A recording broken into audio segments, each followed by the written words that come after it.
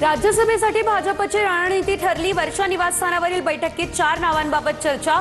विनोद तावडे, रामदास आठवले, रावसाहेब दानवे यांचं नाव आघाडीवर। 28 फेब्रुवारीपर्यंत घोषणा होणार अशी सूत्रांची माहिती।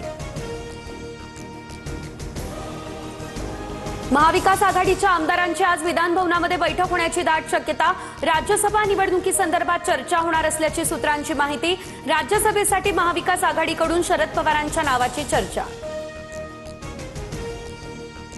शरद पवारांनी राज्यसभेवर जावं ही सर्वांची इच्छा। सुप्रिया सुळे यांचं हे भाष्य। तर पवारांच्या उमेदवारीवर घटक पक्षांसोबत चर्चा करून निर्णय घेऊ, राऊतांचे हे सूतोवाच।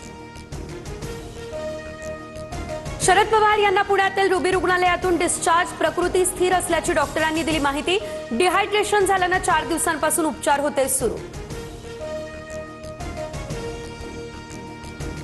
उपमुख्यमंत्री सुनेत्रा पवार बारामती पोटनिवडणूक लढणार। राष्ट्रवादी काँग्रेस पक्षाच्या कोअर कमिटीच्या बैठकीमध्ये एकमत। 10 मार्चला प्रारूप मतदार यादी प्रसिद्ध झाल्यानंतर कोणत्याही क्षणी निवडणुकीची होणार घोषणा।